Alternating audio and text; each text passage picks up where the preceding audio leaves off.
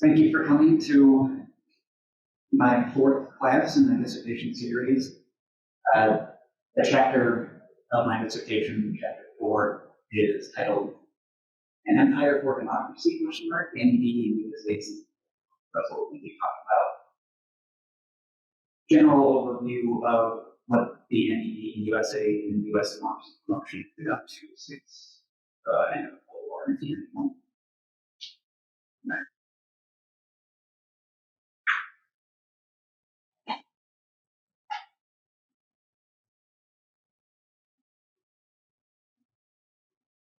Okay, I just have a couple group questions to go through quickly. Got a lot to go through today. Your opinion, in what context is it okay, if ever, or even good maybe, for one country or set of countries to try to influence political procedures in another country? Say an election. Are there any contexts in which that would be acceptable?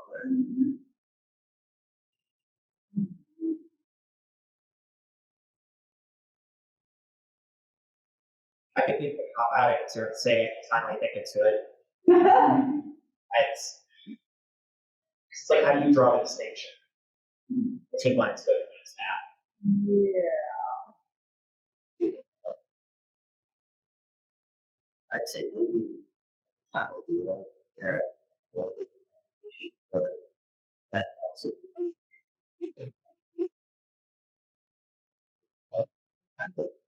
Sit it down. So Just declare war. yeah. You say, hey, what war? Sorry. I think that's also the question of like, well, the cases where it would be good, are there cases where it won't happen because they don't have the kind of influence of it? Colonized states don't necessarily have the kind of influence to make that impact on. Not, you know, I've never been influenced by, as an individual, by American communists, I know on the internet, but like systemically, you know, it's a different story entirely. But I can't. The issue is that I'm not even sure if I can veto like monetarily. Because on one hand, I'm like, yeah, no, I think monetarily is maybe a bad thing to call an election. That automatically makes it so whoever has the most money, the most power in their election, which is bad, obviously. But like at the same time,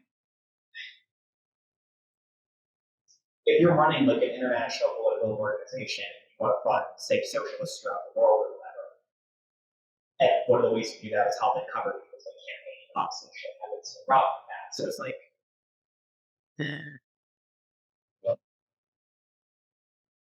My opinion, because I was gonna say like there's like great you got that. Yeah. Yeah. Okay. The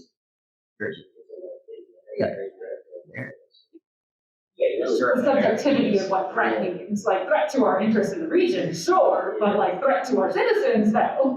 Chiquita Banana will lose money on this, so we must go to another route. Yeah, exactly. So, yeah. Yeah, okay. Yeah, I mean, I figured with y'all, you would be, since you're, you know, in socialist, be probably generally be anti-interventionist. Look at even quote unquote non-violent intervention in a foreign country as being something to be skeptical of. Certainly our country's intervention in other countries.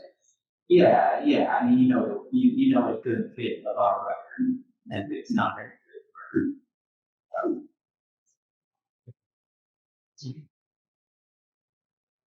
You mentioned money. That's a big issue here. That's the general thing we need when we say like influence another country's political processes. It usually means like you're funding a political party, or you're funding a political community, or you're funding some civil society NGOs that are operating in that country. A lot of this comes down to money, and there's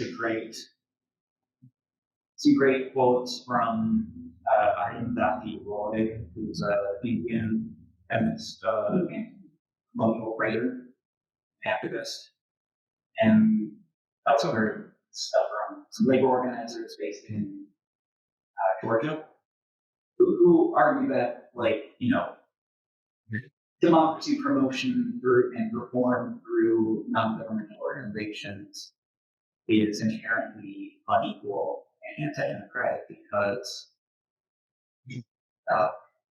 it is an expression of one person or group of people using their superior monument power to influence another group of people who do not have so much money power, right? Like the U.S. funds tons of NGOs in Haiti. Haiti cannot do the same. The U.S. Fund much for NGOs in the U.S. These people who are influencing elections and are trying to, and in some cases you can argue, are trying to do good things. They are, even if they have good intentions and they're trying to do good things, they are unelected, and they're accountable only to people that fund them, and maybe like the government, it gets government regulation of these things. Government of the host country else, country that's funding NGOs. So it's an expression of an unequal world. Some people have a lot of money and power, and some people have very little money and power, and money and very good intentions, but they have good things, are using that inequality to influence others. Anything about that you would have to say about situations where it might be okay or even good violently in your team? It's not just like fun little society groups or elections or whatever, but like to bomb another country or to rape another country or yeah.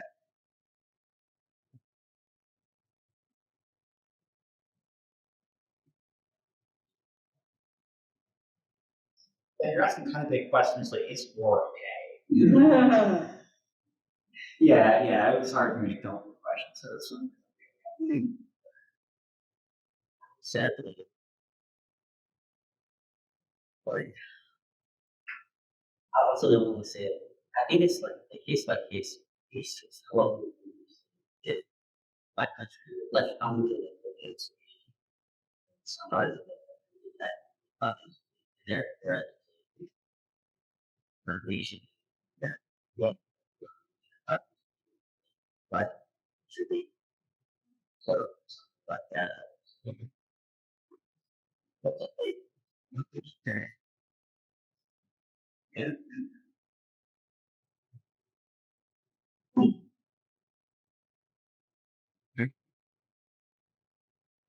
I think if the, for the lack of a better word, I think if the help is wasted, I think it's better. Yeah.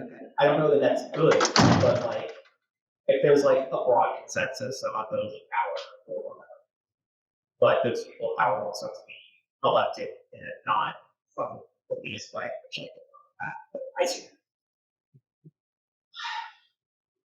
In a perfect world. Yeah. Yeah.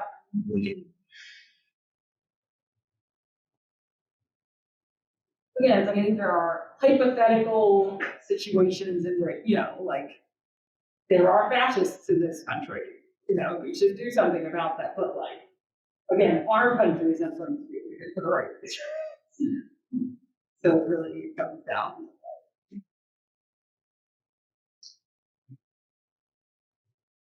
I use like the classic example that everybody in America wants to kill the Nazi for that. And like, you could say that we kind of intervened there, but really just sort of let that go until we hit not just us, like Exactly, that's what I'm saying, is like, I mean, yeah, someone had to stop the Nazis for sure. Oh, we didn't do that for honest. no, we didn't do that for honest reasons. It was like, oh, we didn't fix this, so fine, oops. That's all bullshit. Yeah. So it's like.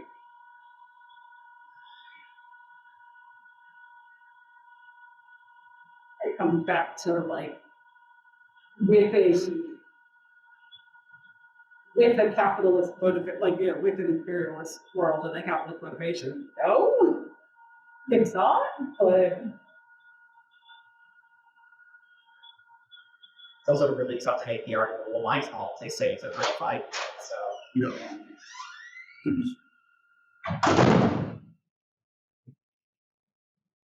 At least are good. So I feel like you're pointing out the importance of context and the importance of maybe the next character of like would doing we dream. Like we would certainly be more skeptical of like the US or some rich capitalist imperialist country intervening in society behaviors of another country. But we might not be as skeptical of like, say, in 1976 or so, the Cubans intervening in Angola outside of the Marxist government that was taking power there. yeah, The anti-colonial government requests help from other anti-colonial, poor country, small country, to help them fight against in South Africa, which was with the European people up. So you could say, like, yeah, like without that intervention of South Africa, maybe it wouldn't be right for Cuba to be in Angola. But if you have a big, rich, racist, white supremacist country, South Africa, intervene in Angola already committing violence in that country, make it more acceptable for like Cuba coming on the side of the country. Um, there's also yeah, like a government or some sort of popular body that has some kind of legitimacy in that country, some popular legitimacy requesting assistance can be something that makes it more acceptable, possibly good. If there's already a lot of violence going on from another outside actor, maybe that makes it more acceptable for another party to get involved. Genocide is a big thing too in international law. Like international law determines that genocide is going on, it's not just acceptable for another country to try to stop that genocide. It's actually, you actually have an obligation to do things to try to stop that genocide. That doesn't necessarily need to be could be other things, but other countries do have an obligation to stop genocide. It's not that determining whether genocide is happening. It's hard to think. Okay.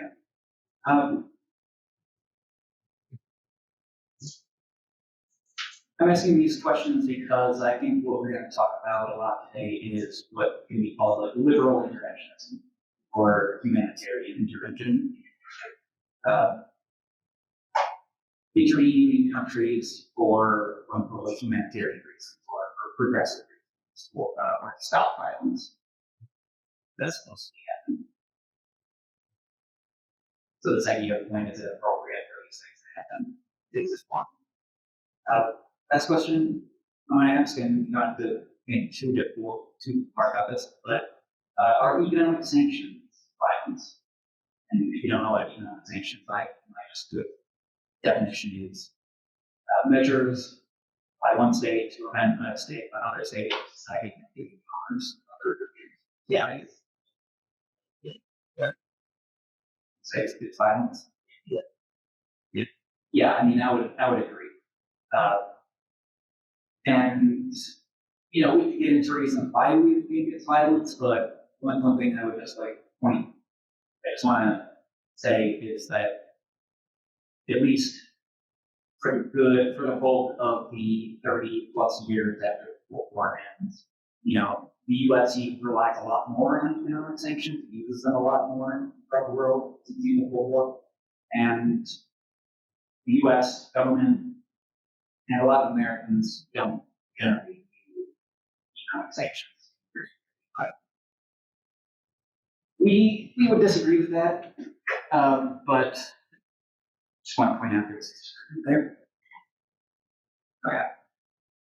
All right, so I got a lot to get through today, and I'm going to try to be fast. But if there's any questions and more, let me know.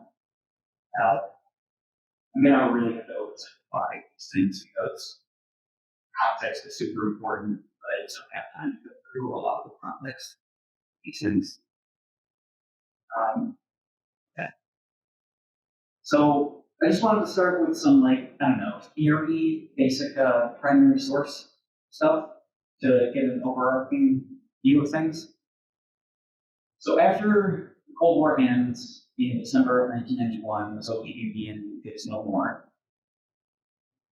The year after that, the Department of Defense issues this thing called the Defense Planning Guidance for 1992. It's kind of like a 5-year plan that they have every 5 years to determine, like, what is the strategy, overall general strategy of the U.S. military, what's our general national security strategy. And this one's important because it gets leaked to the press in its original form, and everyone kind of flips out because of how, frankly, just like imperialist it is, and like stridently like interventionist. Just like the U.S. is going to take over the world kind of vibe that people got from it, and just like explicit words. It actually has to be rewritten so that it gets leaked to the press, and then they say, "Oh no, we're not. We don't condone that. We don't agree with this. This does not reflect views of the Department of Defense and the U.S. government." So they had to rewrite it and soften some of the rhetoric a little bit. This is what it says.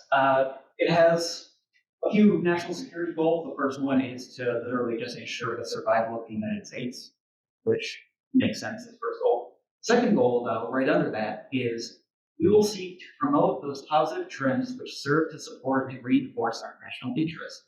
Principally, promotion, establishment, and expansion of democracy and free market institutions worldwide. So this issue of like promoting democracy is right there in the This issue of promoting democracy is right there in this document as a core national security goal. That are going to promote democracy and free market institutions. So democracy and free markets are very much equated in this equation here. Now, their objective underneath those goals is to, quote, prevent the reemergence of a new rival, either on the territory of the former Soviet Union or elsewhere, that poses a threat on the order of that posed formerly by the Soviet Union. This is a dominant consideration underlying the new regional defense strategy, and it requires that we endeavor to prevent any hostile power from dominating a region whose resources would, under consolidated control, be sufficient to generate global power. And this was put in all the headlines when this was leaked to the press. In a way, the U.S. is going to ensure that no rival ever even thinks about trying to challenge U.S. supremacy. They say we have to make sure that our friends are accommodated for, meaning like the rich capitalist countries, we accommodate their national interests enough so that they don't feel the need to compete with us. And everyone else, we're going to use a combination of like carrots and sticks to make sure that they don't even think about trying to gain even regional power, let alone world power, so they can challenge us. This is written, both versions of it are influenced by neocons we were living, Paul Wolfowitz and Salme Khalilzad. This actually becomes known as the Wolfowitz doctrine, and then it basically later translates into the Bush doctrine under George W. Bush. Once it's leaked to the press and they have to revise it a bit, Dick Cheney and Colin Powell get involved in that as well. And Dick Cheney actually straight up says, when he read that first document, he said, you've given us a new rationale for our place in the world. So again, like democracy promotion equated with free markets is a pretext for American intervention in the world.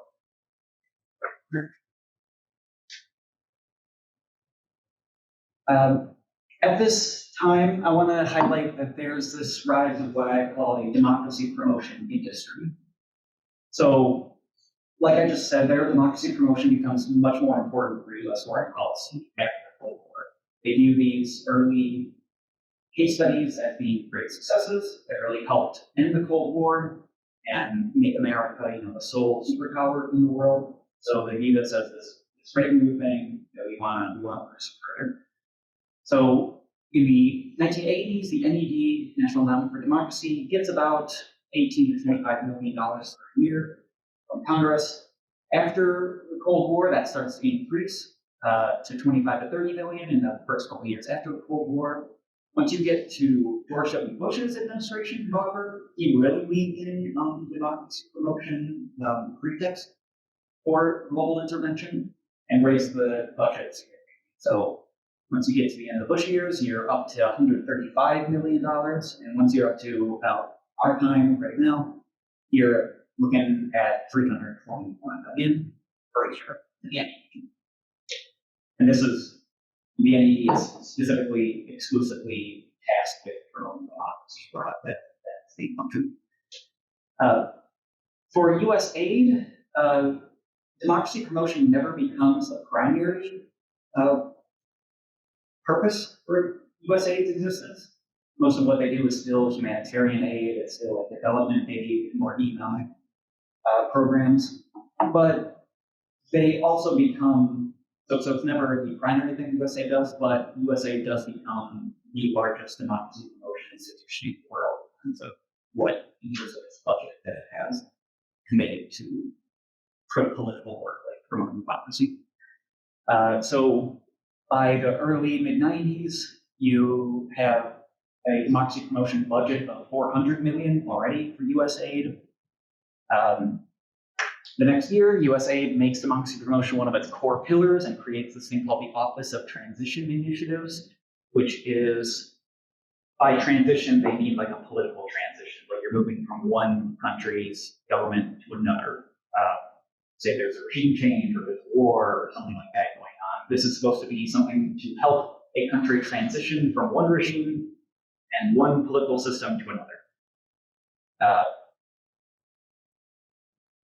Just this year, their requested budget for addressing democracy promotion and also countering corruption, they kind of combine those two things now, is $2.8 billion for USAID's budget. And that's not their entire budget, that is just that kind of political work. So yeah, USAID, we're talking about a lot of money here. Yet at the same time, I really want to point out that that dwarfs in comparison to the US's military budget, its budget for creating weapons of war and inflicting violence on the world. So the military budget stays somewhat stagnant throughout the 1990s. There's all this talk about a peace dividend because we don't have a Cold War anymore. We don't have a big superpower that we need to be afraid of. So why do we need this massive military budget? It stagnates for about a decade, but after 9/11, it really ramps up and it's continued to increase since then. So 2000, you have a military budget of $320 billion. By 2022, you have a budget of $877 billion. So even USAID's big budget here, $2.8 billion, is still really tiny compared to US military spending. As you can see, like the US and its NATO allies, once you get to the 2020s, are like extremely dominant in global military spending. Russia doesn't come close at all to any of those, either the USA or other NATO countries. The only one that kind of shows up there is China. And even then, they seem pretty small compared to USA. Yeah, USA plus NATO, by far a majority of global military spending. US and its allies.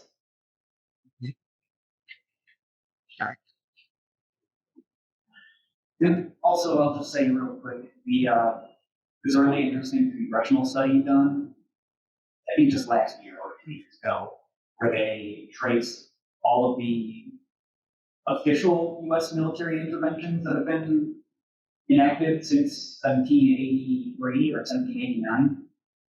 And they say there have been about almost 500 US military interventions since 1789.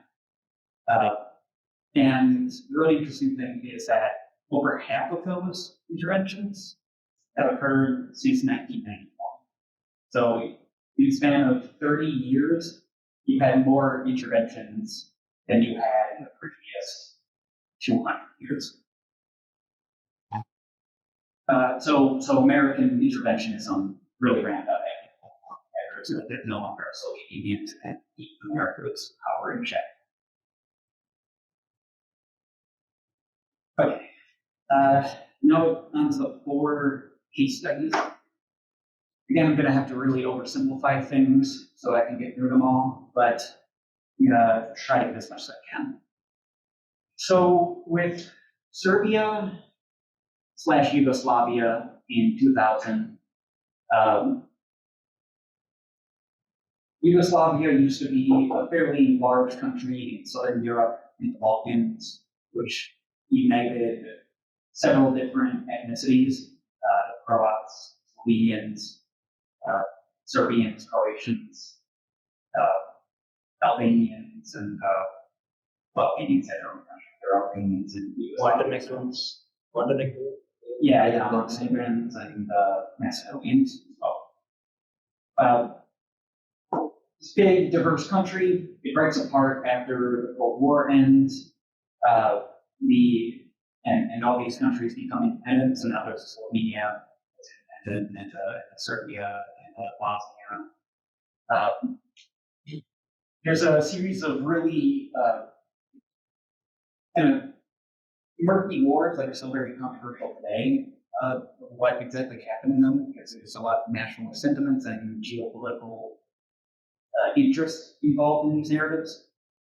One thing that I just want to say, since we talked about Operation Cyclone last week, and the U.S.'s support of Mujahideen, is that this support to Salafi religious extremists continues after the Mujahideen and Operation Cyclone gets rolled up in 1992.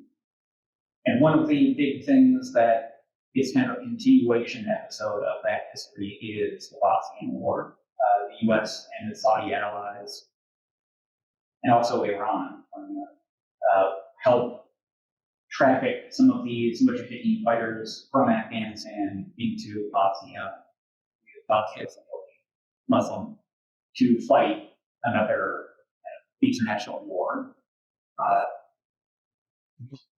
And this is something that, again, provides more money and more networking opportunities for Al Qaeda and the people that the United States will be fighting against in global arms here. So once you get to 2000, there's still a country that's called Yugoslavia, but it's really basically just Serbia and Montenegro. All the other countries have already split apart at this point. So it's still called Yugoslavia, but it's basically just Serbia. Montenegro is a very small country that has, I think it's not that with less than 1 million people in it. This is what it comes to balkanized. Yeah. So if you ever heard the term balkanized, that's a term used to describe this process and all the ethnic national hatred and violence that occurred as a result of the Yugoslavia. So once you get to 1999, After a series of wars and Yugoslavia breaks up, you have what's left over of Yugoslavia led by Slobodan Milosevic, a guy on the top right there, who comes from the old Communist Party there. He is a bureaucrat and leads the successor party of the communists in Serbia and or what's left of Yugoslavia, the Socialist Party. They renamed themselves as. And he is generally going along with the privatization and like free market and marketization policies of the West. Like he doesn't want to impose shock therapy like they imposed in Russia, which drew some people into poverty. He wants to do it slower. He wants to maintain good relations with Russians. Because, Serbia was much more aligned with Russia at this time. And what the US does is by the late 90s, they want to get rid of him. It's no longer, for a while, they were kind of okay and meet there to see the source of stability in the region. But by the late 90s, they're sick of him and they start supporting the Kosovo Liberation Army, which is one of these, Kosovo is a southern province of Serbia that's mostly populated by Albanians, and it's majority Muslim. So this is one of the groups that gets a lot of help from these religious extremists in from the U.S. Saudi Arabia and Pakistan. There's also a lot of accusations. Well, some good evidence that this group engaged in drug trafficking, and one of the darker parts of it is actually like human organ trafficking as well. So there's a civil war going on in Kosovo. Like there is violence, certainly, that the Serbs and Yugoslav army and Slobodan Milosevic is imposing on the Albanians, who are for a majority in Kosovo, but they're a minority in Serbia. And the U.S. pushes. This is the first kind of liberal interventionist war for humanitarian intervention. They really try to frame Slobodan Milosevic as the new Hitler. They try to frame what's going on in Kosovo as a genocide that the international community needs to put an end to. Really overblown. The much more legitimate intervention, if you can call it legitimate, was in Bosnia. That was a lot more justification for that, a lot less justification for Kosovo. And part of how that is reflected is the UN doesn't approve NATO bombing of Yugoslavia. NATO bombs Yugoslavia for I think, a couple months, and the UN does not approve of this. It's done illegally. This is done without international approval, and they carve out Kosovo as its own country. Kosovo declares independence, and most of Europe and the US recognizes it, but most of the rest of the world does not recognize Kosovo as an independent country. So recognized, I think, or Serbia. But this is the first time that the US attempts to like carve out a whole new country from another country as a result of its intervention. And this is something that would be used as justification for like Putin's military intervention in like Ukraine and carving out what was called, the People's Republic of the Donbass People's Republics. Luhansk and Donetsk. That was part of this justification. Like, well, you did this in Kosovo, so like that means that there's a precedent for this kind of carving out a new country from the border of another one. So at the same time, there's like supporting the KLA and bombing the country, this violence going on. The U.S. is also supporting the non-armed but armed opposition to Milosevic. They fund this group called Otpor, means resistance, which is sold as a kind of like youth-led, grassroots, cool, hip protest movement of like kids, especially young people getting together and fighting for democratic change in their country. Gets a ton of money and support from the US, and they also work to unite the opposition, similar to what they did in Nicaragua with the 1990 election. They pay a bunch of money to unite the opposition get them organized so that they don't split the vote, and they just get behind one person. This guy called Vojislav Kostunica. Some of these Eastern European names are some of the hardest to pronounce, and spell and hardest to read, which you'll see in this. And they end up actually they win the election in 2000. So they back the candidates, they back the protest movement, which also supports the same candidate, and they successfully win the election. There's accusations of electoral fraud. Milosevic tries to throw like doubt on the outcome of this election. He tries to delay things, but they get a bunch of people into the streets and people blocking highways and like attacking government buildings, and it just becomes too much for him. The police turn on him, and he ends up having to leave the country. And there's a lot more fallout from that as well, but I'll have to leave it there. Keep on. So this becomes known as a color revolution method of regime change that the U.S. actually embraces for a while. They actually do start using the term color revolution. And it's developed by this guy named Gene Sharp, he's actually from North Baltimore, Ohio, like literally 13 miles south of here. This guy on the left, he creates, at the same time that the NED is created, and the US starts this democracy promotion thing, he has his own NGO called the Albert Einstein Institution that works with the same groups that USAID and NED are supporting, and he gets money from the NED. So he's very much part of this ecosystem. He originally started off at the Center for International Affairs at Harvard, which was this Harvard think tank for foreign policy that was staffed by really establishment like US Cold Warriors, like Henry Kissinger, really well-known academics. I think Huntington. I forget his first name now. But what? Yeah, that's it. Wrote the Clash of Civilizations. He was a really important, like, neoconservative thinker. He was there. There were a lot of really important Cold Warriors in government and in like business and the world. So he's there, like basically in this think tank, coming up with ways to advance U.S. foreign policy. And one of the things he does is he's a pacifist. That's his whole thing, is he wants to prevent violence in the world.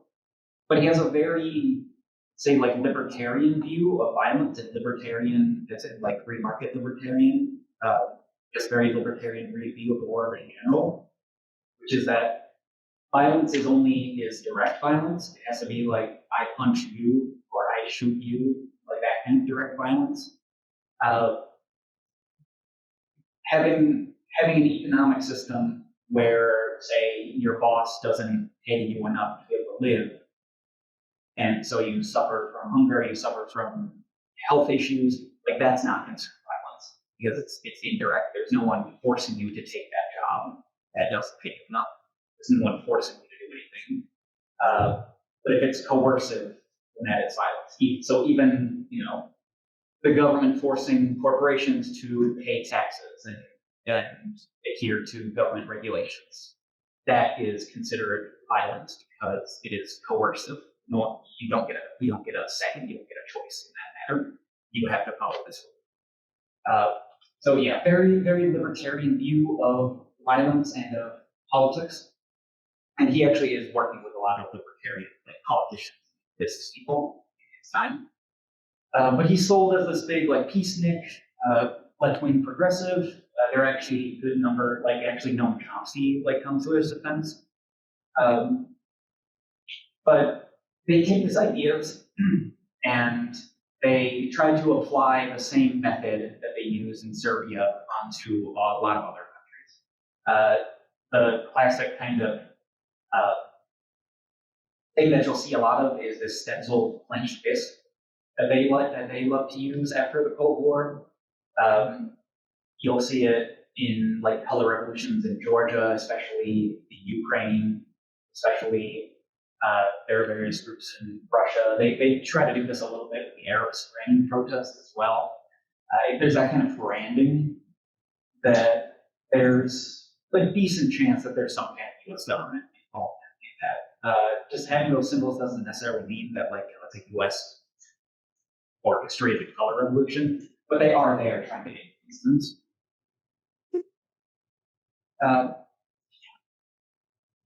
Okay. So, next case study. I want to talk about Venezuela. And Venezuela is really important because it shows the limited form of democracy that they want to promote, and how they want to restrict democracy to basically just elections every 2 or 4 years, where you get to vote for a couple political parties that are generally managed by elite interests. They don't want a more expansive view of democracy that includes economic and social democracy. So Venezuela, up until Hugo Chavez becomes elected, is actually seen as like the model or a model that the US wants to export abroad, because it has this system that the US wants. They have this thing called the Punto Fijo Pact in the late 50s, after their last dictator is overthrown, where you have a center-left party called Democratic Action, and another party which has a long name, but everyone just calls it COVEI, which is a center-right party. So center-left Social Democratic Party and a center-right Christian Democratic Party that agree to agree to share power amongst themselves, like so they don't try to kill each other, basically. So, like, we're gonna be the two main parties, and we're gonna share power, and we're gonna maintain control over the political system, but we're gonna have some democracy and some debate, and we're not gonna have more dictatorships.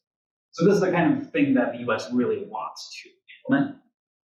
However, by the late 80s, this system starts to fall apart because of this neoliberal turn in the broader globe that's going on. So they start implementing these really unpopular, really destabilizing neoliberal policies, which leads to a really big eruption of protests called the Caracazo, which are these really big violent riots in the streets of Caracas, and the protesting against these neoliberal reforms. I think it was mainly transportation costs that were increasing, and the government totally cracks down. I mean, they suspend the Constitution and they gun down as many as 2,000 people in the streets. This is a massive government crackdown that really delegitimizes the political system in the eyes of a lot of people. So that actually opens up the opportunity for Hugo Chavez to come to power with this more expansive, participatory vision of democracy. And he says, I'm going to upend this old system. We're going to have a new, he literally calls it the Fifth Republic movement, whereas like the Punto Fijo Pact era was viewed as the Fourth Republic. He says, like, we're literally going to have a new country. When he gets elected in 1998, he follows through on these reforms. They have a new constitution, which is very progressive and includes a lot of economic democracy in it. It's done through a participatory process. Like, they literally have mass meetings where people can talk about the constitution and propose amendments to it, and get a lot of popular participation in the creation of this new constitution that they make. And it passes, he becomes president, he gets elected president again, and is generally very popular, especially with the poorer, more indigenous and more African, Afro-Venezuelan populations in Venezuela. So he gets elected, he gets like tons of votes, but the right-wing opposition also becomes more active as well. So there's like more votes in general, like there's higher turnout in elections, people are more politically engaged in general. In the US, like it does in a lot of all these other countries, is they try to support the neoliberal elite opposition to it. So like the old parties that previously held power, they try to support them. They try to support the creation of new political parties that adhere and appeal to like upper middle class, upper class interests in the country. One of these is Primero Justicia, Justice First Party, which the U.S. helps create and funds the people involved, and these people become the leaders. It becomes a primary opposition party in the early 2000s against Chavez. This leaked State Department cable, I think, lays out. It's from after this 2002 coup, which is really important, but it explains U.S. policy before and since free for all, which is, this is for USA specifically. The political work, they want to strengthen democratic institutions, which to them basically means supporting the institutions that the opposition views as legitimate and supporting opposition institutions. Penetrating Chavez's political base, so trying to appeal to people in Chavez's base, like they would do things like they would make these community organizations that would say, we're not political, we just want to help people learn about the Constitution, or we just want to help people learn about the procedures for voting. We want to do something neutral like that. But in reality, they would give them a lot of pro-opposition talking points, and they would try to find people who they thought could be broken off from Chavez. Dividing Chavismo, that's part of it as well. Number 3, protecting vital U.S. business interests, and 5, isolating Chavez internationally. So yeah, they start, even though he's popularly elected, even though he has a lot of democratic legitimacy in the eyes of most Venezuelans, throughout his life as president, they attempt to frame him as a dictator. They say he's destroying Venezuelan democracy, or he's undermining it, he's endangering it. Really try to make him out to be a populist boogeyman. They do this despite the fact that the opposition groups that they support in 2002 attempt to undemocratically, violently overthrow Chavez and install an unelected government. They managed to overthrow Chavez for about 48 hours, about 2 days, and they dissolved the Constitution, they dissolved the Parliament, they basically, like, all these new reforms that happened in the past couple years, those are all thrown out the window in a matter of a few hours. And something that is pretty unprecedented, actually, in Latin American history is the people actually overthrow this coup government. Like, people flood the streets, really pissed off of what's happening.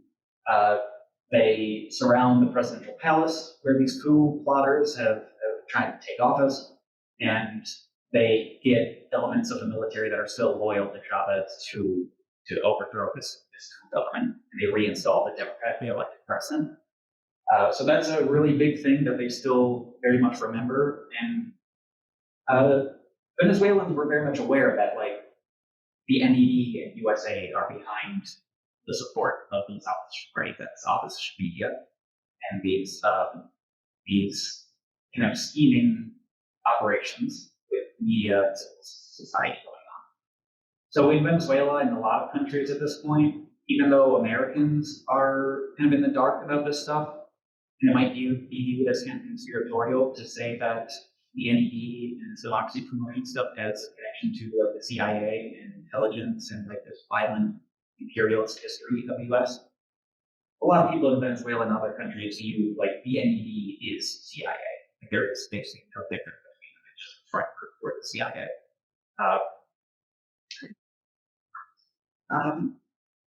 And Venezuela becomes a long-term project for the US. I mean, they have not stopped trying to do these things to undermine the Venezuelan government and destabilize things and to try to elect a friendly government. There's a guy named Juan Guaido who declared himself the president in 2019, saying that this current government is illegitimate, it's a dictatorship, and he was basically like the Speaker of the House or the Parliament, and he declares himself president. and the U.S. immediately recognizes him as the legitimate president, and several other mostly European countries and also Latin American countries recognize him as well. He's actually, I should have updated that. He's no longer, it was last year, he stopped being the interim. He tried to declare himself the interim president, and he was never able to unseat the Venezuelan socialist government. But he tries for about 4 years to maintain this facade of being the legitimate representative of the Venezuelan people until the opposition submits against it. So he actually got his start in a lot of these NED-funded student organizations, student movements. Again, similar to the Upward thing, they literally do get some of these Serbian people to come to Venezuela and help organize the system. He got his start in those student protest movements that were funded by the NED. Another interesting story, this is the 2011, this great article on this by Timothy Beale, who has a whole book on illicit promotion in Venezuela, and it's a very illicit character. This pop punk band kind of modeled up Green Day from the capital city of Caracas, which was created by these fairly well-off, upper middle class young people in the capital city. They have a band called Anti-Gravedad, or Anti-Gravity, and the NED in 2011 funds this song contest where whoever wins the contest, and it's supposed to be like a political song contest, whoever wins this contest gets a record deal and gets a big concert in the capital city that NED funded and organized for them. So it was trying to create this veneer of like youthful, hip, rock and roll cultural rebellion against the government. And the winning song Primates is very, revealing about the politics behind it, because it's all about how there are these guerrillas who are roaming the streets and robbing people who have cell phones, and look wealthier, and the government isn't doing anything to stop it. And it's really playing on this idea of, especially poorer Afro-Venezuelans, as being ape-like.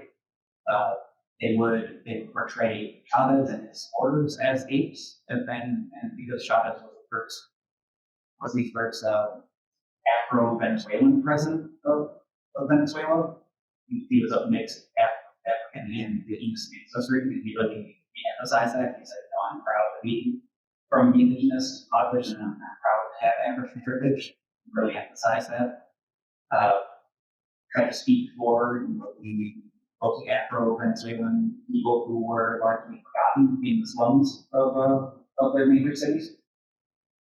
And so this portrays, and they do this a lot, portray Chavez as ape-like barbaric, and portray his supporters as ape-like barbaric. A lot of his supporters tend to be darker and be more Afro-Venezuelan. So there's a lot of racially charged lyrics in that song. As a bit of a warning, there's some violence shown on the next slide. But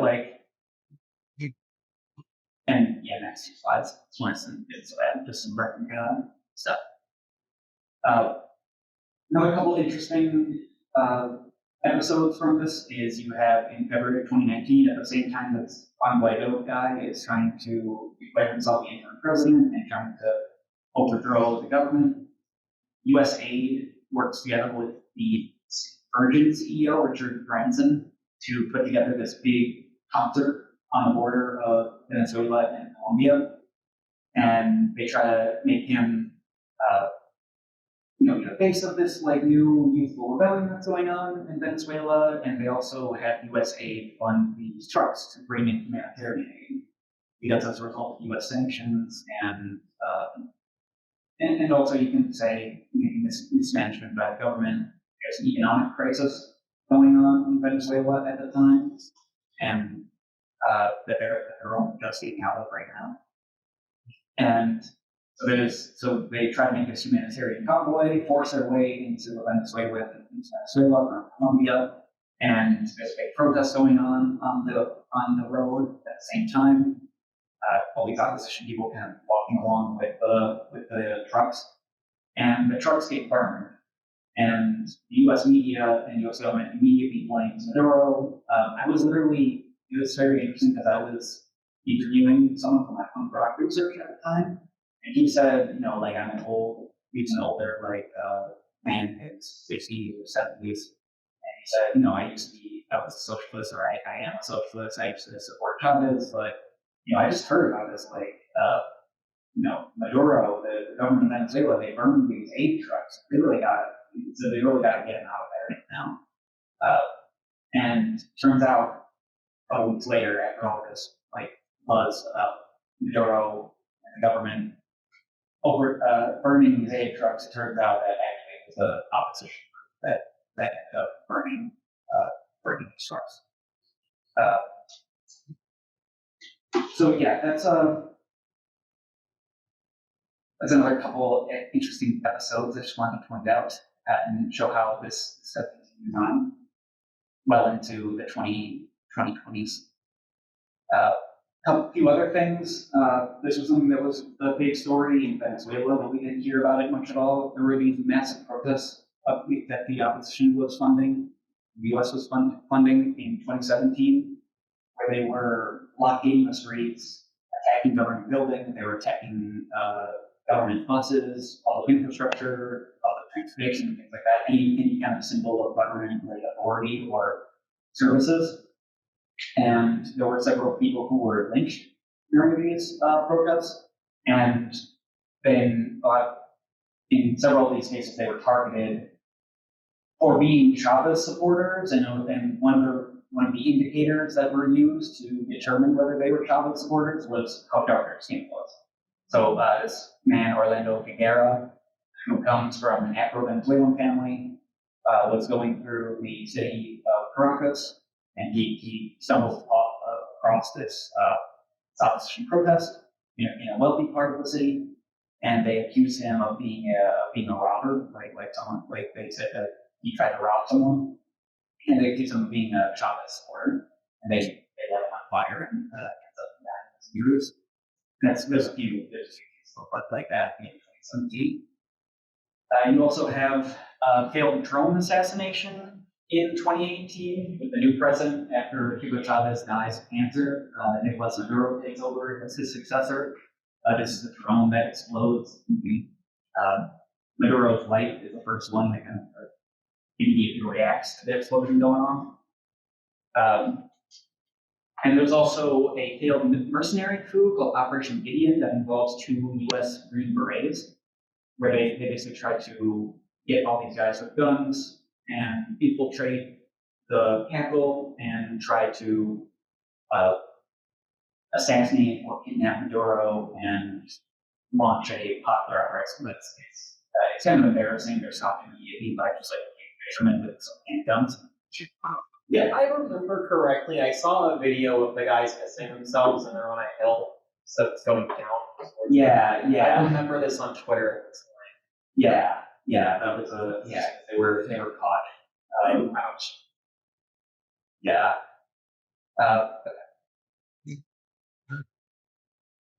Okay, so that's so in that case with Venezuela, this is a government that is, at least it starts off as very popularly elected. It is committed to elections, it's committed to these political procedures, it is committed to the Constitution, it's committed to these laws. The U.S.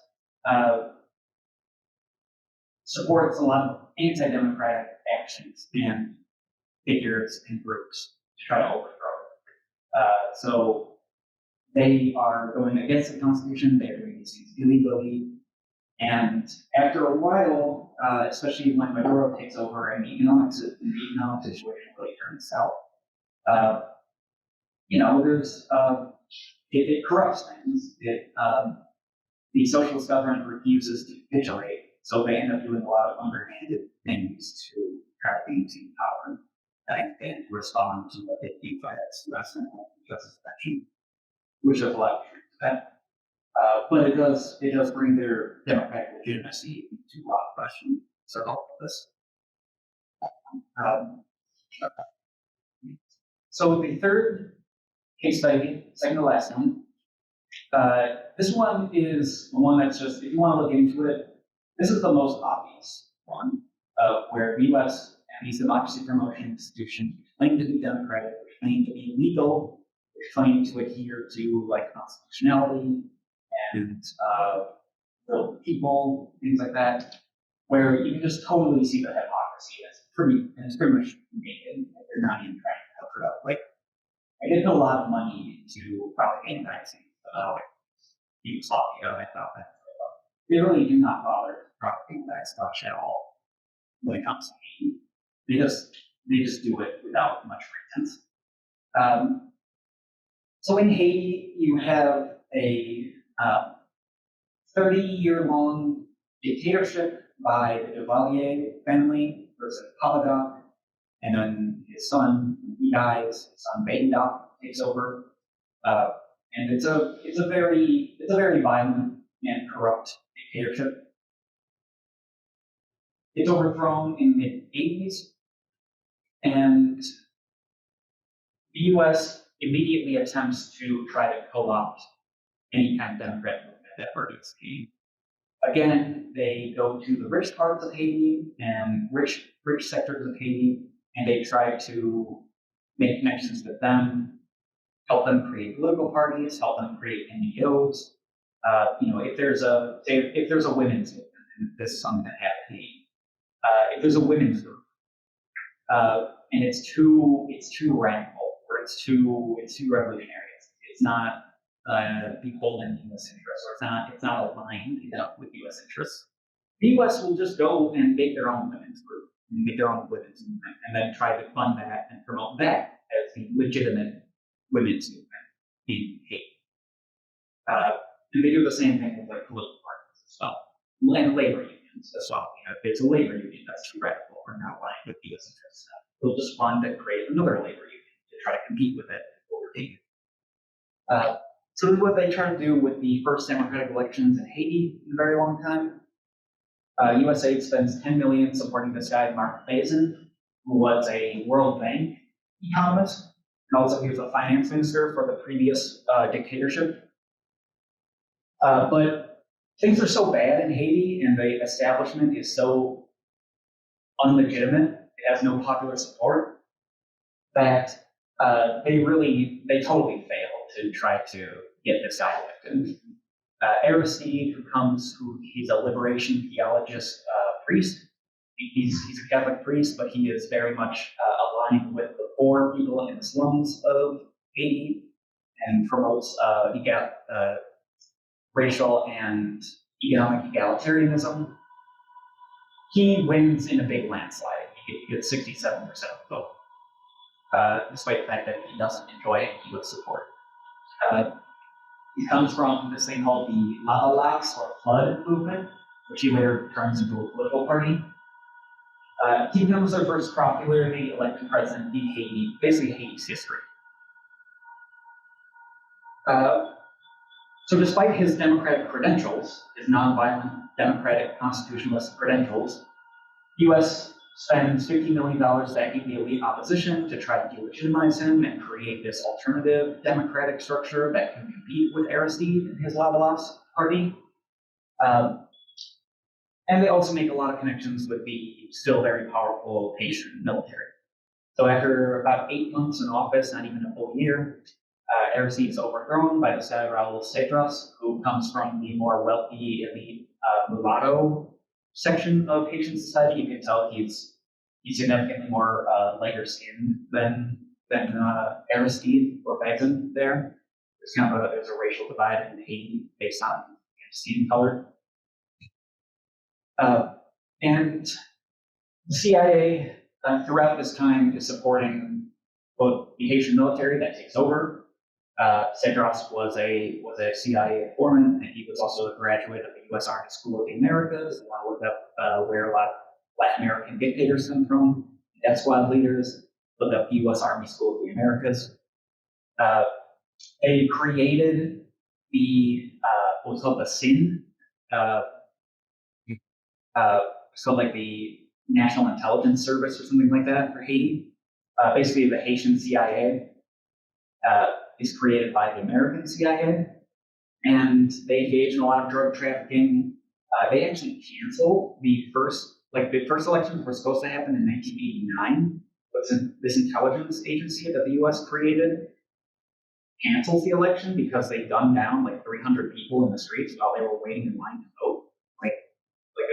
Imagine a packed line of people waiting in line to vote. So like, they'll just get out of the car, just gun everyone down. CIA involved in a lot of really nasty, dirty stuff.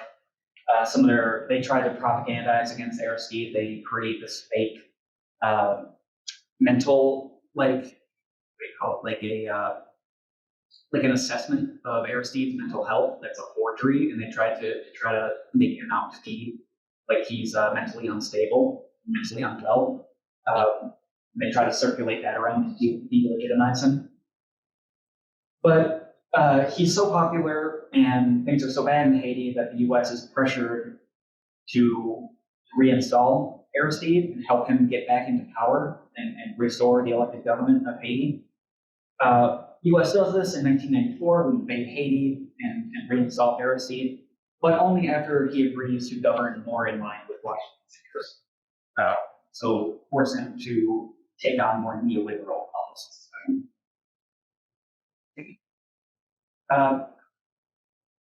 Now, the second coup in 2004 that Aristide suffers is, in some ways more egregious, and it's more democracy promotion institutions are more directly involved in this actual coup. Whereas before they tried to legitimize a anti-Aristide opposition, and they also tried to legitimize the regime that replaced him for a while. They weren't successful at that. Here, they're much more directly involved in the actual removal of him. So in 2000, Aristide is elected in another landslide election. He gets, I think, over 90% of the vote in this election, and he more than doubles his vote count. And so it's a massive turnout and massive support for Aristide. Totally, like, no one else felt close to it. It's very, very popular. Despite that, the U.S. uses these very shaky accusations of electoral irregularities. Basically, there were some elections to the Senate that were supposed to go to the second round, and there were disagreements about how the votes should have been counted. Most evidence suggests that most of those senators would have won their elections anyway, and even if they didn't win their elections, they already had a majority in Parliament, in the Senate. They had really massive supermajorities as a result of this election.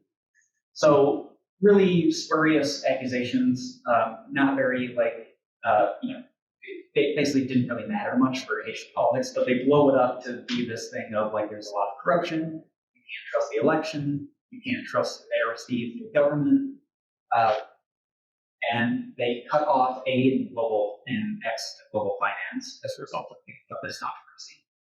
So the economy, which is already very bad and relying a lot on foreign aid and foreign investment, really goes down the tubes.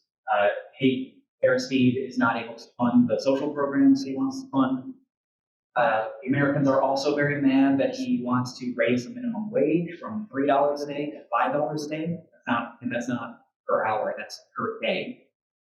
So he wants to raise the minimum wage, and he also won't shut up about reparations that he says France owes Haiti, because when the Haitians overthrew the French and freed themselves from slavery, the French demanded that, like, you need to pay us reparations for freeing yourselves because of all the money that we lost by, because we had a lot of money invested in slaves. So the slaves freed themselves, now you gotta pay us back for that. So we wouldn't shut up about that, and that was a big reason why the US really turned against them and won and gone. And here's where it gets kind of interesting. The US ambassador, who was put in under Clinton, he starts accusing the International Republican Institute, which is one of these NED core grantees that's affiliated with the Republican Party. So this is a major partner for the NDP. He accuses them, and specifically their leader in Haiti, Stanley Lucas, who again comes from a elite landowning family. They accuse him of undermining official U.S. policy and trying to overthrow the government. His official U.S. policy was that Aristide is the legitimately elected president. We're going to work with him. You know that we may have disagreements, there may be some trouble in the country, but we're going to try to have a diplomatic solution to these disagreements. That's the official policy. That's the policy that he says that he wants to carry out. But he says that there was a second unofficial, secret agenda that the U.S. had, or at least the Bush administration and Republicans had, which was they wanted Aristide gone. And so Stanley Lucas, while the ambassador was saying, you know, to the opposition, you need to compromise, you need to work with Aristide, we need to negotiate things, Lucas and these Republicans were saying, hang tough, don't worry about Aristide, don't work with him, don't make any negotiations, don't make any deals, don't make any compromises. We're going to get rid of him eventually. Just maintain a hardline stance that you want this guy out of here. What they do. One of the things he does is he flies all these opposition leaders, again, like flying out these Democratic representatives, but totally excluding the main party that is, again, Democratic. It adheres to the Constitution. They're supposed to be involved in these things. Like if you're going to do these are supposed to be nonpartisan. You're supposed to offer these resources and support to any political party, regardless of their ideology, as long as they are willing to adhere to the Constitution, as long as they're willing to adhere to democratic processes. It's not supposed to favor one party or one faction or one group of parties over another. In this case, they are clearly doing that. So they bring in all these opposition figures, totally leaving out the Las people to the Dominican Republic, where they have this big conference. And it just so happens that these future coup leaders are also there at the conference. And Marc Bazin, who's in the opposition, but he's part of a moderate opposition at this time. Like he actually wants to have compromise with Aristide. He wants to have a negotiated settlement with him.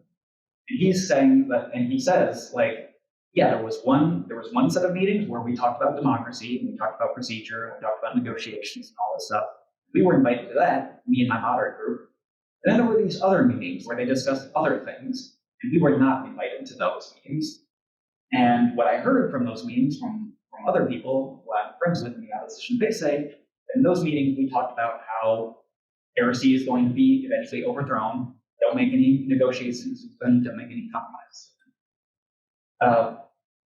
And so there's clearly this official policy that is covering up the unofficial policy of getting rid of this guy. And these neoconservatives in the Bush administration, Otto Reich, Roger Noriega, and Elliot Abrams, they're all working together with the IRI, with Stanley Lucas, to try to undermine things, sabotage any peace settlements, anything like that. And all of these guys, I just want to point out, are veterans of the Iran-Contra affair specifically.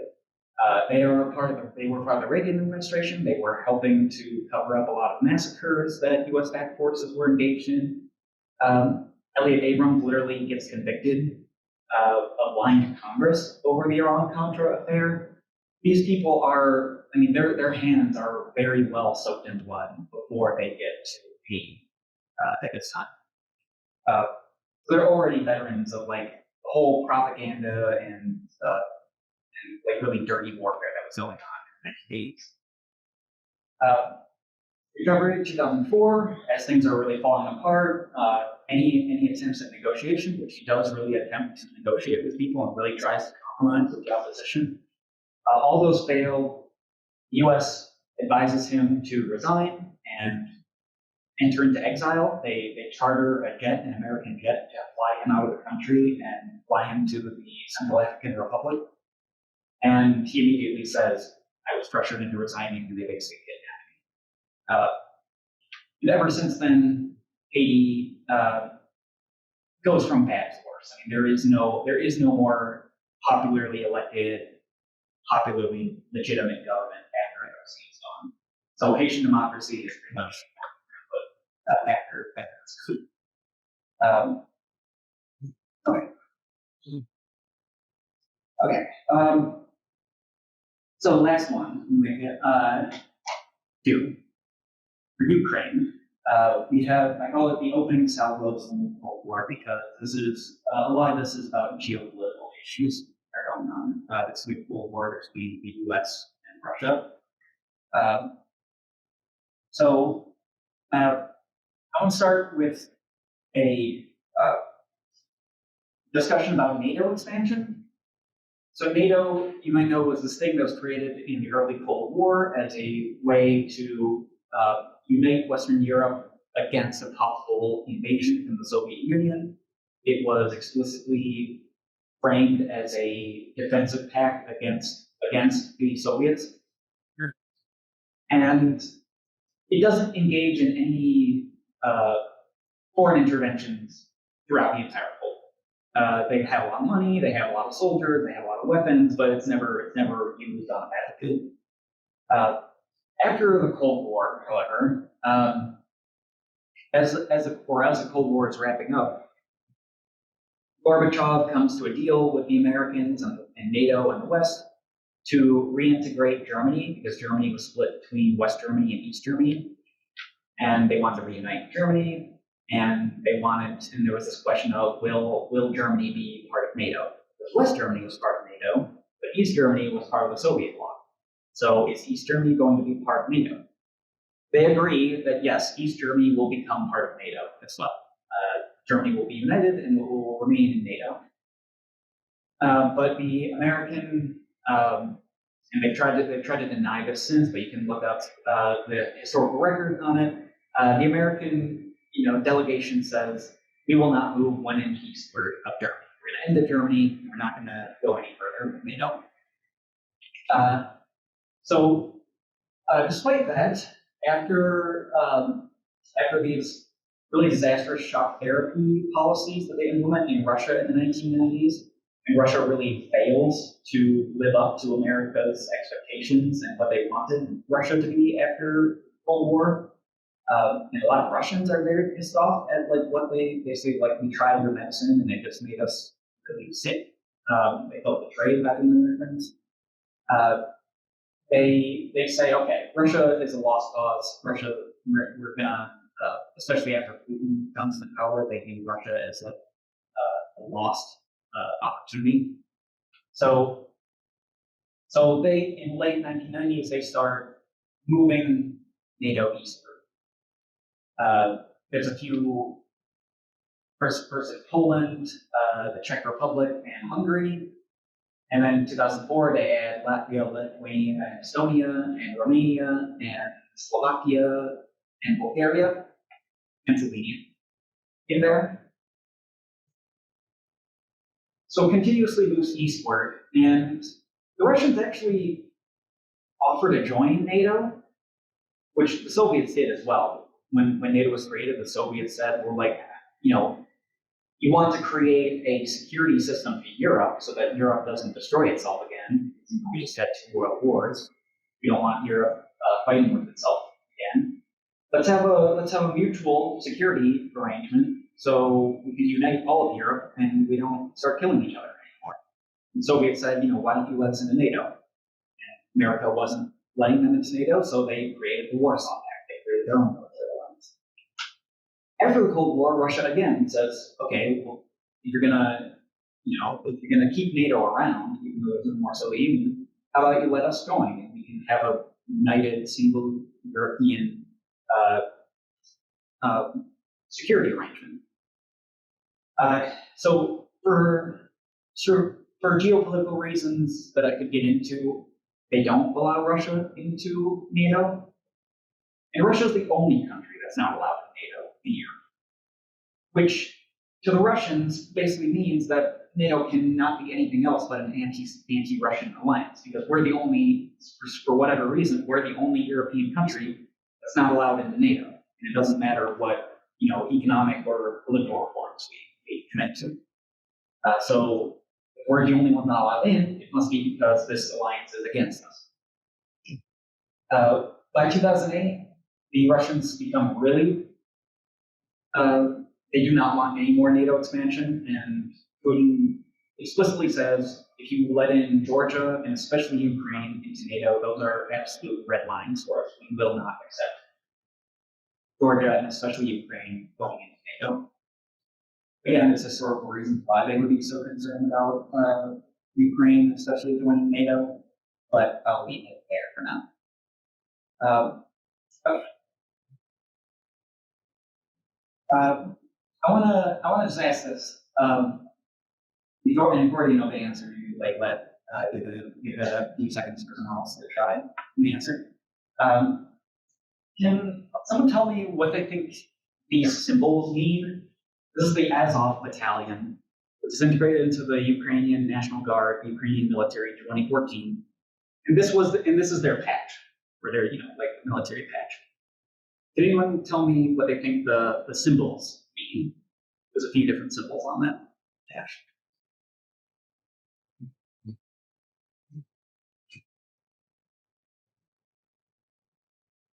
This rising sea. I'm just guessing. Yeah, it's rising sea. Is that another symbol in some way? The sea, Is that a swastika in some way? The ending, whatever it is. Yeah. So the sea represents the sea of Azov, which is what they're named after. And yes, those other two symbols above it, so they resemble swastikas. Yeah. So anyone else? My understanding is this really what the focus stuff usually is black for up the sun. And that circle that's like just like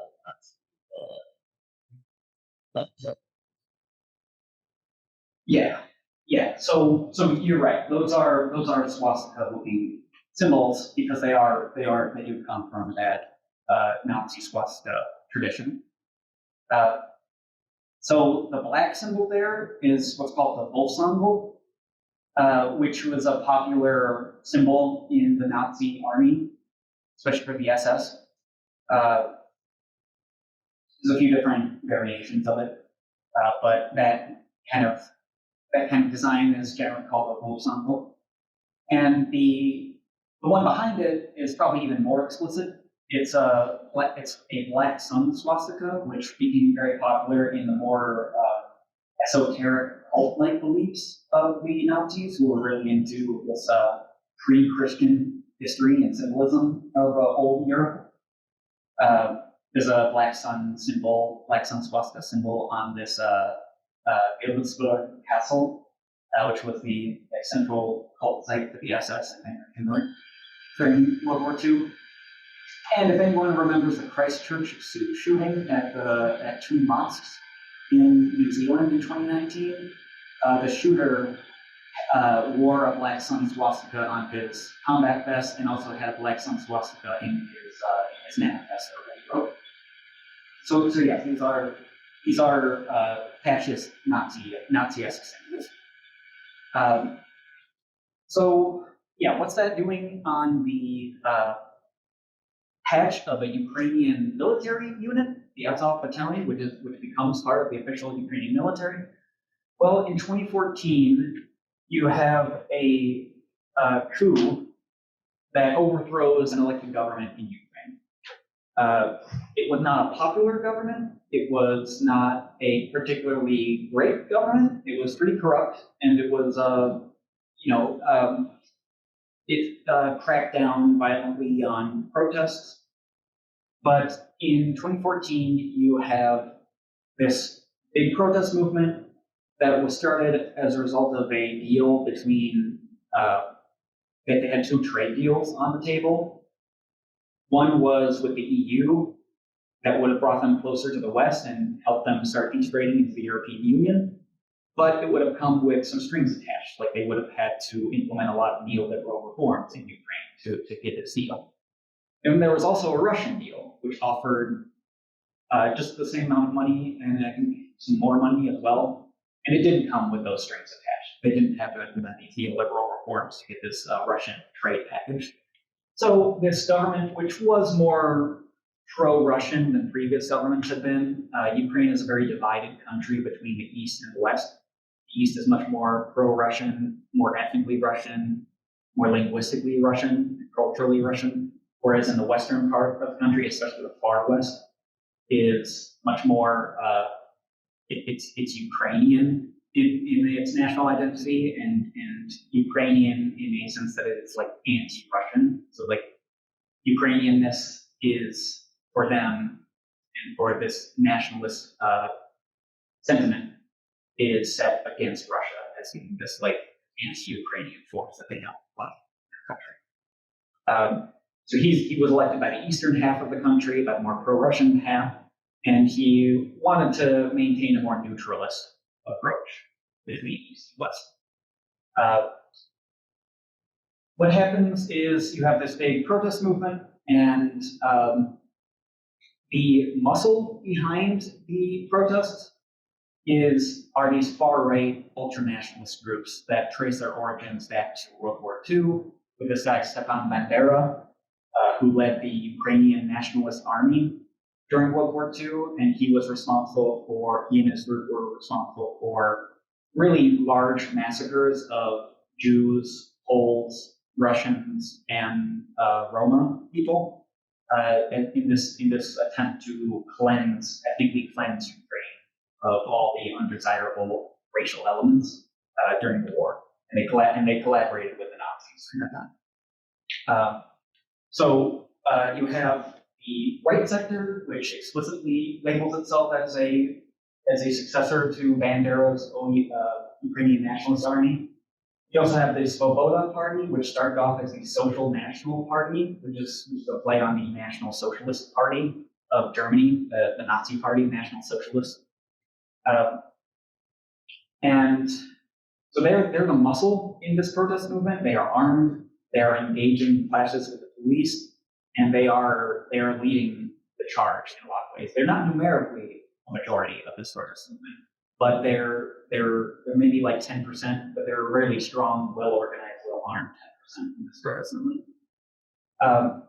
What happens is there's a sniper massacre, and this happened in Venezuela as well. It's really like murky sniper massacre that happened. And what happened in both those cases is very interesting. You have these mysterious sniper attacks that are blamed on the government, and they're used as justification to overthrow the government. But like they committed this massacre, and so therefore they're legitimate and must be overthrown. These snipers, they shoot the government side first. They shoot the government protester, the pro-government protesters, and the police at first. After a few minutes, they start firing on the anti-government protesters. So on both sides of these clashes, people are killed by snipers on this massacre. And there's a great Ukrainian-Canadian academic who Ivan Kachanovsky, who if you just look up like snipers at Maidan or false flags, something like that, his name will come up. He's done a lot of great academic work showing that these sniper attacks came from locations that were controlled by these far-right elements, as well as their neoliberal allies in this process. So one really important location was this hotel that the opposition groups had control of, and the specific floor that these shots came from were controlled by the right sector, specifically this successor to the Nationalist Army. There's a great video you can look up, a phone call between the Estonian foreign minister and the vice president of the European Commission, a British woman, and we're talking about how's the new government going? This new government that replaced the previous government. How are they doing? And they're talking about like corruption and all these problems. And something that he says in there is, I was talking to this Ukrainian physician who became a big celebrity as a result of this protest. She became kind of like a Florence Nightingale, brave physician going in to help people figure. And he said, I was talking to this woman, Olga, and she said, well, it was quite disturbing. The same Olga told that, all the evidence shows that people were killed by snipers from both sides, among policemen and people from the streets. They were the same snipers killing people from both sides. So and then she showed me some photos. She said, as a medical doctor, she can, say the same handwriting, same type of bullets. And it's really disturbing that the new coalition, they don't want to investigate exactly what happened. So there's no stronger and stronger evidence that behind these snipers, it was not, Kovic, the previous government, but it was somebody from the new coalition. And that's true. Like these investigations don't go anywhere. They never find out who was behind these sniper attacks. It's a really murky history there. And if you want to look it up, Ivan Kaczynowski's work is really good on this. Okay. I don't have time for the Ukrainian phone call, but there's a great call with one of the NED's directors, Victoria Nuland, who's a State Department official. She has a phone call with the U.S. ambassador, and they're basically talking about who's going to be in the new Ukrainian government. Before the old Ukrainian government is even overthrown, they're talking about who's going to replace them. And the people that they name specifically are the people who become the new government. Like she says, Yatsenyuk should be the new prime minister, he becomes the new prime minister. So they're picking out who's going to be the new leaders before that happens. Some other things I just wanted to point out is like after 2014 and the Azov battalion gets integrated into the Ukrainian military, you have the U.S. Army and Canadian military as well helping to arm and train the Azov battalion.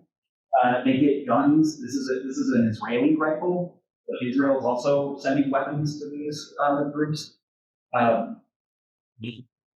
During the Euromaidan protests, John McCain, who is the chairman of the International Republican Institute, again, this for NED, he's there in Ukraine supporting the protests, saying how we're the international community and us, we're behind you. And there's this great article shortly after he died that says human rights community lost a champion, and has John McCain standing in Ukraine at the Euromaidan protests in front of Oleg Konchuk, who is the leader of the Svoboda, like far right ultranationalist social national party. And it's him doing a fascist Roman salute there. Also, sometimes they're a little more explicit with the fascist Nazi symbolism, and they literally just use the Nazi swastika there. So here's some Azov troops in November of 2014, shortly after they're integrated into the military, posing with a NATO flag on the left, and then the Azov battalion flag in the middle, and then the Nazi swastika on the right. And also from 2021, again during the civil war that's going on in Ukraine between 2014 and 2022, when Russia invades. That's a still image from one of these trenches. They're fighting with separatists in the east and flying the Nazi flag there. Okay. And so obviously, I don't have time to get into it, but like this becomes part of the justification for like Russia's intervention in the war. And I would say Ukraine is not a Nazi state. It is not like a majority. Like Nazism and fascism does not have majority support in Ukraine. But these people are armed. They're well organized, and they have a lot more like they can punch above their weight. These are numbers because they're so well organized and armed, and they have a lot of influence in politics of the system. Yeah. I'll end it there because I know we got to start the meeting. Sorry for going on super long this time, but I had all four of those things to get through. These days. Anyone have any questions?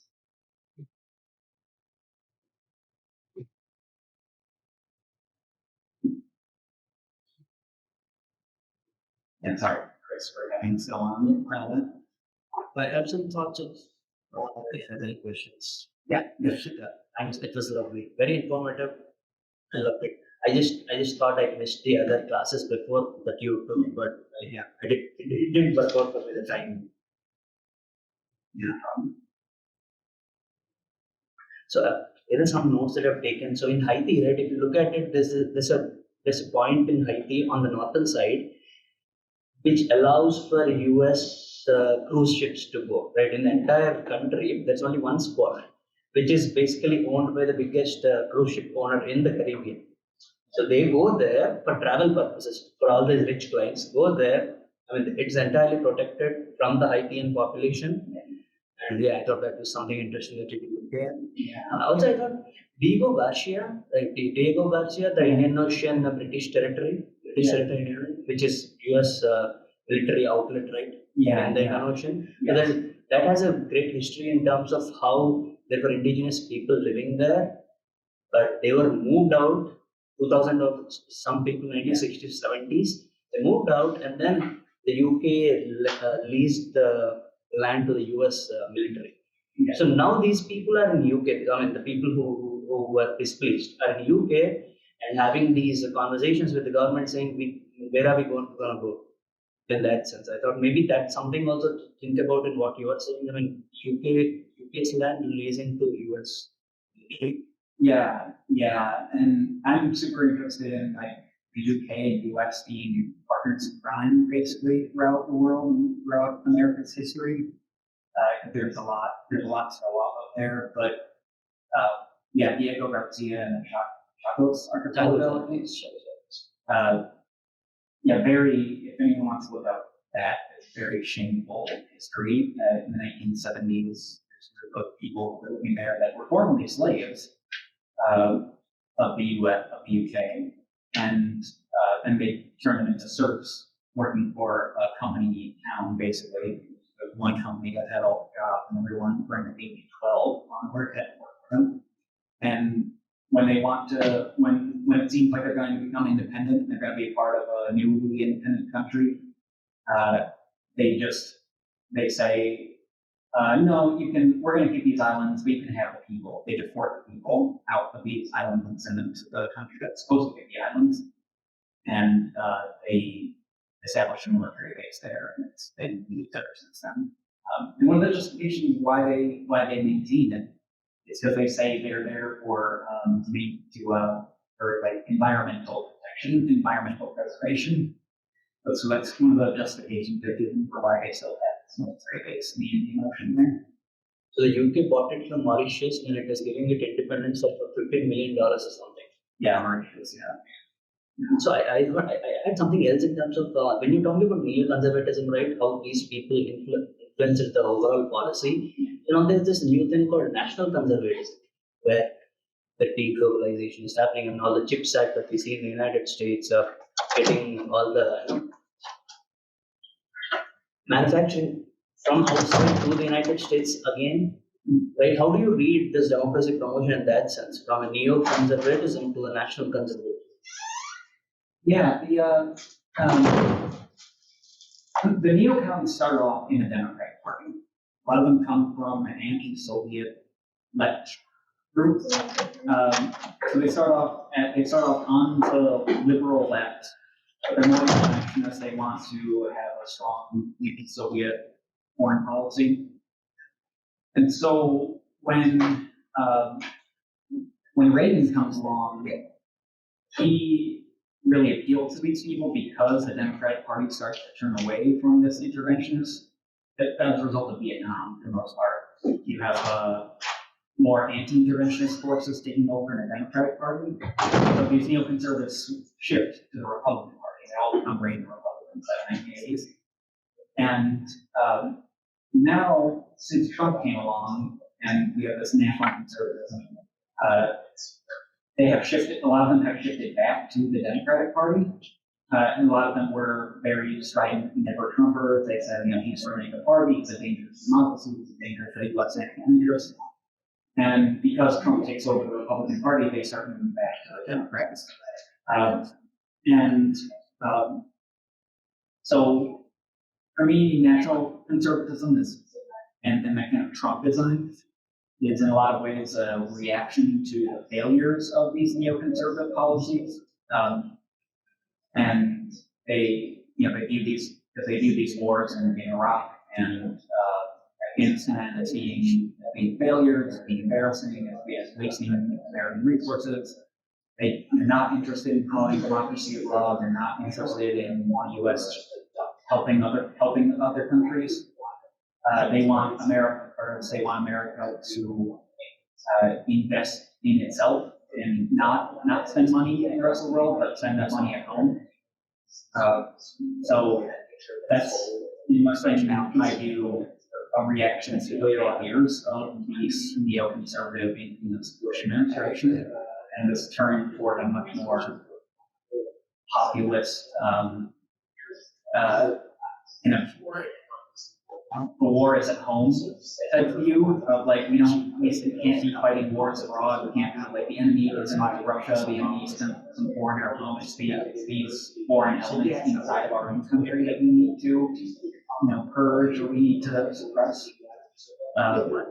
So the view of like where it's come from, it's like solution my work indicated. If someone wants to in the work, you have something that's really is. This is the same way we have the Holy Name Socialist meeting in Kazan. So we're gonna start that. Welcome to this during right. This is not a big deal, but you this.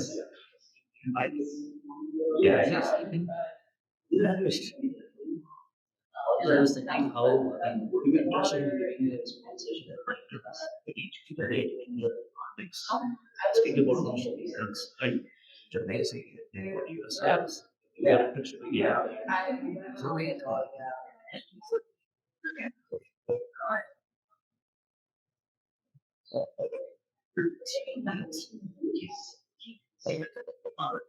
the next 2 plants.